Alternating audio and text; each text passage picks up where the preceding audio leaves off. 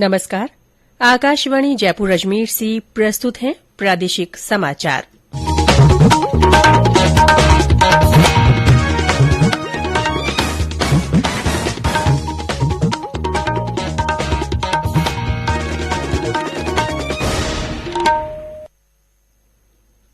समाचारों के साथ मैं रितिका गुप्ता।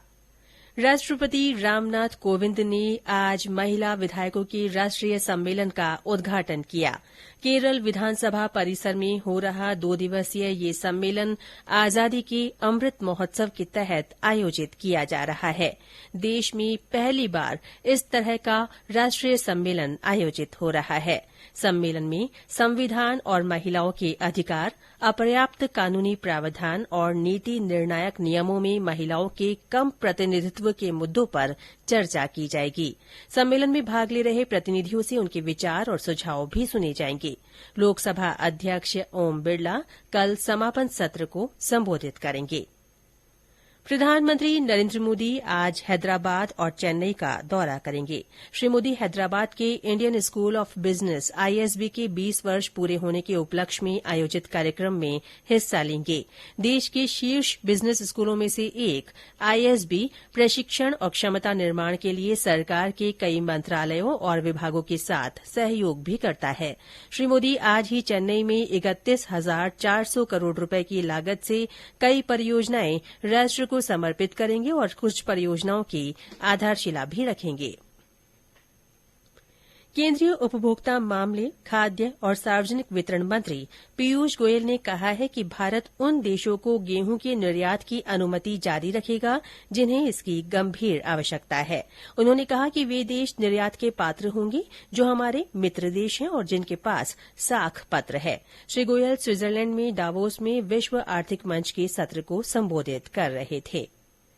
चिकित्सा मंत्री परसादी लाल मीणा ने आज दौसा जिले के नयावास गांव में उप स्वास्थ्य केन्द्र की आधारशिला रखी।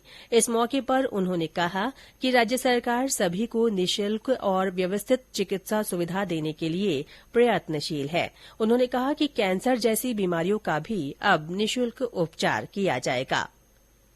बूंदी के जैतसागर रोड पर परशुराम वाटिका में किन्नर समाज का योग शिविर आयोजित किया जा रहा है। कल राज्य समाज कल्याण बोर्ड की अध्यक्ष डॉ अर्चना शर्मा ने इसका शुभारंभ किया। उन्होंने कहा कि सभी वर्गों को साथ लेकर चलने वाला समाज ही उन्नति करता है। बोर्ड के अध्यक्ष ने कहा कि किन्नर समाज को वर्तमान में कई अधिकार प्राप्त हैं। वे इन अधिकारों का जागरूक होकर उपयोग करें। उन्होंने कहा कि किन्नर समाज के लिए योग का कौशल उन्हें आत्मनिर्भर बनाने में सहयोगी बनेगा। प्रदेश में तापमान में कमी आने से लोगों को भीषण गर्मी से राहत मिल रही है। पिछले 24 घंटों में अधिकांश स्थानों पर दिन का तापमान 40 डिग्री के आसपास दर्ज किया गया। सबसे ज्यादा 43.2 डिग्री सेल्सियस तापमान फलौदी में रहा। मौसम विभाग ने 2-3 दिन में तापमान में 3 से 5 डिग्री की बढ़ोतरी होने और सामान्य के आसपास रहने की संभावना जताई है।